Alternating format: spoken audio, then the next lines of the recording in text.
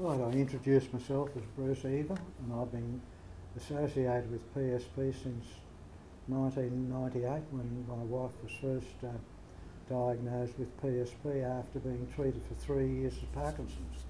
And from there I've been involved with the setting up of what we now know as the PSP support group.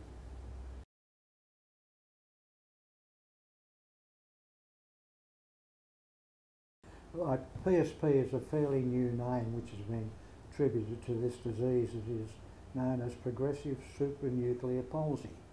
It's a name which is a complaint which has been around and discovered by James Parkinson in his very famous essay on shaking palsy, where he noticed that several of the people presenting had some of Parkinson's symptoms and other distinctive ones.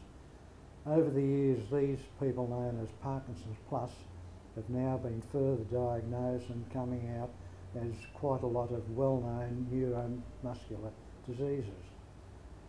The biggest thing that he stressed in his book, that he hoped that people in the medical profession would continue examining the pathology of this group so that they could finally have some respite, the same as Parkinson's have with their drugs. With PSP there is no response to any known drug as yet. Parkinson's is the name which is most known to people. PSP is unknown. PSP travelled under many names, many guises. In the 1950s it was known as the Steele-Richardson-Olszewski syndrome, because they did a lot of work in pathological research into it.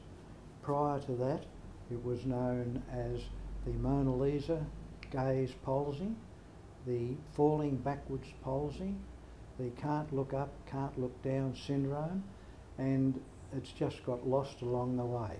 And now we find that if you mention to 90% of the medical profession the words PSP, you'll get a very vacant look. But if you go back and say, well, have you heard of Steele-Richardson-Olszewski syndrome? I'll say, we remember reading about that in our medical books.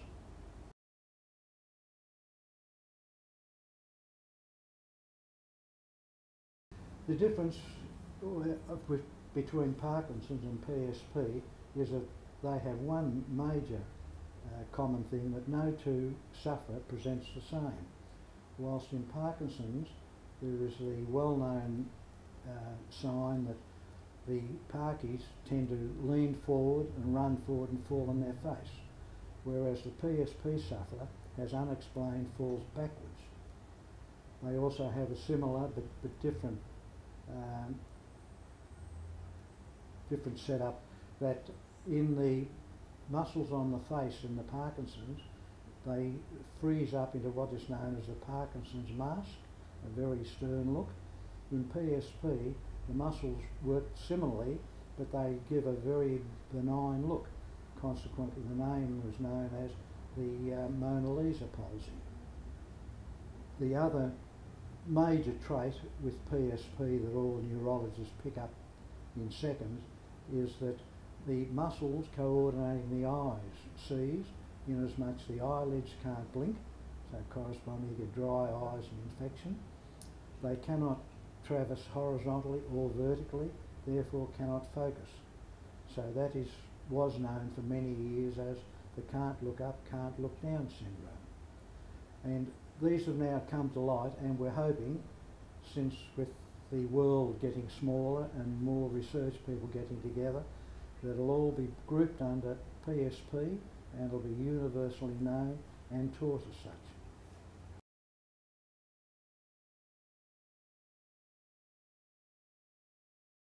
Progressive means it's a progressive continuing involvement with the client which gradually decreases as the age goes on. Supranuclear is spelt with the nuclear, which relates to the eyes, nuclear eyes, and that is the major trait that neurologists look for. The palsy, which is a weakening of the muscles, in Parkinson's it shows distinctively as a hand tremor or a leg tremor. In PSP it's only becomes evident at the latter stages, and the biggest one there is mainly the stiffening of the neck and shoulders.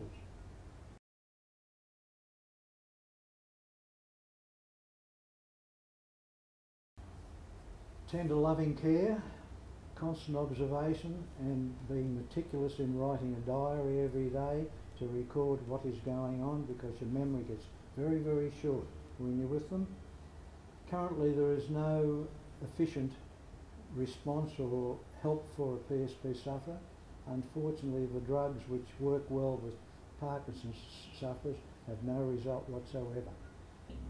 Seeing it's a neuromuscular problem which affects the face and the throat and results in the patient having spasms, physiotherapy can help in the early stages, but as the disease advances, the muscular spasms get worse, and you finally find that speech pathologists and physios get to the stage where the body can't react to what they're trying to do, and the end result for relief is only massage.